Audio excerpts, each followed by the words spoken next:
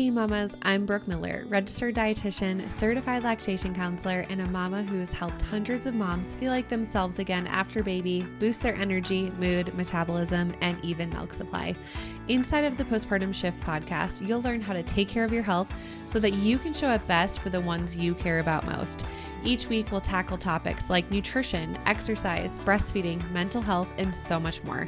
Plus, you'll get access to guest experts who will share ways to make your pregnancy and postpartum experience easier.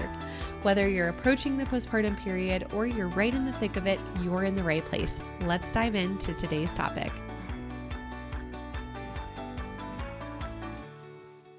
Are you really addicted to sugar? We're going to be diving into that question and answering it in more detail today. So if you have ever felt like you are addicted to sugar, or once you start opening those cookies, you can't stop, or once you have a holiday and you're surrounded by all these sweets that you're just going to keep eating and eating and eating and never stop. So if you've ever felt like that, if you ever felt like you have no willpower around food or around sugar, you are in the right place. So when it comes to feeling addicted to sugar or having sugar cravings, the truth is there is some sort of root cause reason for why we're craving sugar. And when our body ingests sugar, we get a dopamine hit to our brain, and sugar gives us quick energy. So there is a very short-term payoff with our body and with our brain to get sugar. So that is true. There is a biological win for our body to get sugar in the short term. But typically when we're eating large amounts of sugar, our body does not feel good in the long term. And this starts to impact, different ways that our body is functioning. And so if you've ever had a sugar crash where all of a sudden you feel like your blood sugar, spikes and crashes, it can be a really unpleasant thing. You can start to experience stomach aches. You can start to experience sweating or feeling faint or dizzy or just feeling sick to your stomach and nauseous. And everybody has different symptoms that are highlighted for them, but it is something that is not a pleasant experience. And so what we want to identify if you're ever feeling this way is what is the root cause for why you're craving sugar? And there's a lot of root cause reasons, but some things we need to start asking ourselves is there a time of day that I am reaching for sugar? Is it just at night? Is it during the day? Is it all day? Usually it can have to do with our meal timing and our blood sugar balance of what we are eating throughout the day. So if we are going way too long between meals, our body will crave quick energy, which, AKA is sugar, carbohydrates. And if our blood sugar is not balanced throughout the day, so if we're not eating enough protein or fat or just having balanced plates throughout the day, what ends up happening is our blood sugar is spiking and crashing. And when our blood sugar is constantly spiking and crashing, our body tends to crave more sugar. Something that a lot of people don't realize is that our sleep directly impacts sugar cravings, because our sleep impacts our leptin and ghrelin hormones. This is our hunger and fullness hormones. And what happens when our body is not getting adequate sleep is we start to crave sugar. We want energy from some sort of source, and we're not getting it from sleep. And so sugar is the quick, next best, easiest option after that. Sometimes we're craving sugar because it's an emotional response. Maybe we're bored, maybe we're sad, maybe we're happy, maybe we're stressed. So we can be using sugar to celebrate, or when we're bored or when we're stressed.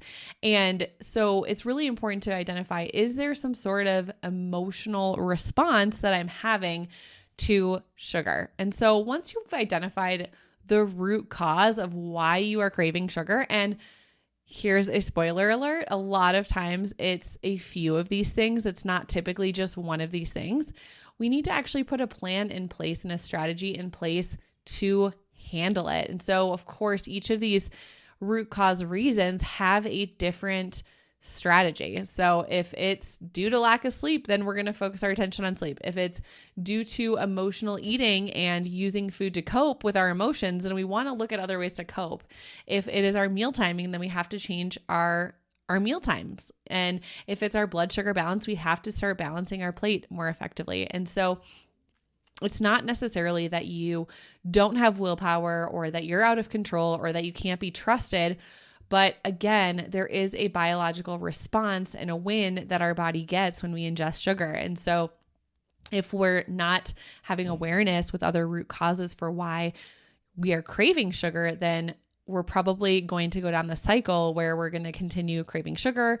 We're going to give our brain and body that dopamine hit, and then we're going to keep wanting it over and over. And it is a cycle that is hard to get out of. But once you've identified why you're craving it and you put a plan in place, you'll get to a place where you feel so much more in control around all foods, including foods with sugar. And so I hope that this gives you some clarity and maybe gives you some awareness with asking yourself the right questions of why you feel like you're addicted to sugar, but just know that this is really common. If you've been wanting to reach your healthiest weight and feel like yourself again postpartum without having to sacrifice your favorite foods or your milk supply, I've got a free workshop just for you. Inside of this free workshop, you'll discover how to boost energy, mood, metabolism, and even protect your milk supply. You'll learn common mistakes that moms make that actually cause exhaustion, mood swings, low milk supply, and weight loss resistance to become worse, things that moms don't even realize. And you'll learn the proven 3-step method to heal your hormones and metabolism after baby so you can go from surviving to thriving postpartum.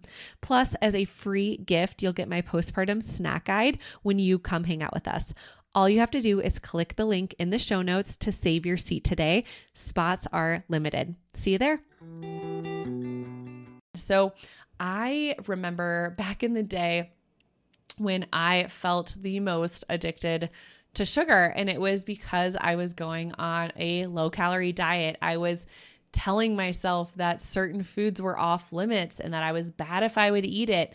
And then there would be guilt and shame associated with it. And then when I did allow myself permission to eat it, then I would feel super guilty. And then it would just lead me down this spiral. And that is something so common that happens to so many moms I work with. And the truth is, as moms, especially in this postpartum period, we are more likely to experience sugar cravings because usually, especially in the first few months that our baby's alive, we're not getting great sleep. And a lot of times we're going through different emotions when we are home with our newborn. Maybe we have a lot of feelings of happiness or sadness or feeling bored or feeling stressed. And so we are in this heightened state postpartum. And so craving sugar tends to be really, really common and something that a lot of moms struggle with.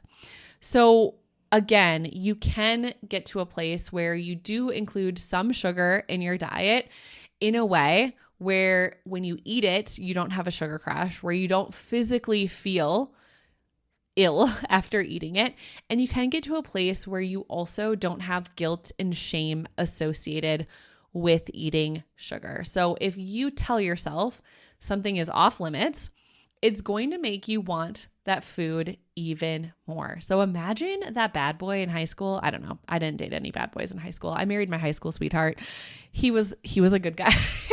But just imagine that there was this guy that your parents told you was off limits in high school. It probably made you want to date them even more, even if you didn't really like them very much.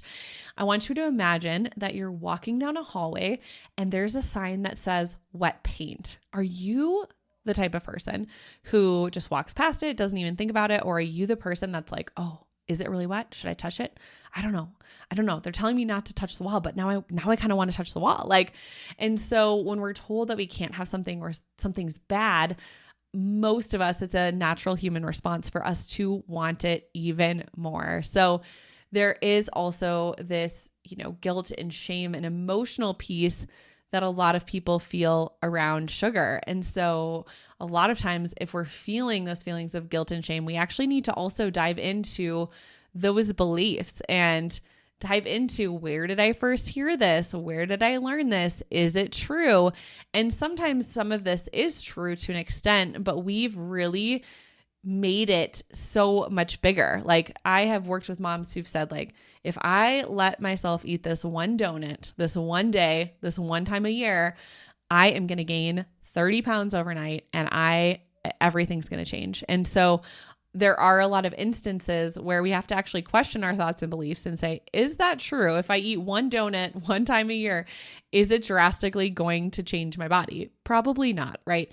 And so when it comes to sugar and guilt and shame with lots of foods, it is kind of, we have to get to this place where we have such good awareness with our thoughts and our beliefs, because our thoughts and our beliefs drive our behaviors. And so if we're feeling guilty, if we feel like something's off limits, that can actually drive our behaviors in the complete opposite way that we are hoping for. And again, there is a time and place where you can enjoy some sugar as part of a healthy, balanced diet. It doesn't have to be this all or nothing thing. And the truth is, if you are trying to live your life where you never eat anything with added sugar ever again for the rest of your life, you're going to hit a point where you fail. And that's just realistic. That's just a part of life. I don't know anybody who could go their entire life without having a piece of chocolate or without having, I don't know, anything with added sugar. And so again, do we want added sugar to be, a huge, huge, huge part of our diet? No. Do we want to just eat meals that are only added sugar and no other nutrients? No, because we're not going to feel our best. But again, you can get to a place where you can enjoy a piece of chocolate with your meal and move on with your day and still feel good and still reach all of your health and wellness goals that you want to reach. So this is why I created the Kick Your Cravings to the Curb course. And this is where we dive into all the root causes of why you're craving sugar and having different cravings. And for some people, it's more of a savory craving versus a sugary craving. And we dive into all of the root causes and different strategies for each and every one on exactly what to do. So that is something that moms inside of the postpartum reset have the option to grab as well. So I hope this was helpful for you. Again, reach out to me on Instagram at Nutrition for Mamas if you have any questions or if you have any additional topics that you want to hear about on the podcast. I'm always thinking of my Instagram audience and my podcast listeners and want to hear from you guys and hear exactly what you are struggling with and what you are needing the most support with. So I will see you in the next episode. Thank you so much for hanging out with me and listening to the Postpartum Shift podcast. If you enjoyed this episode, it would mean the world to me if you could share this episode with a mom friend and leave a written review. This helps the podcast reach and help even more moms. Come say hi over on Instagram at Nutrition for Mamas.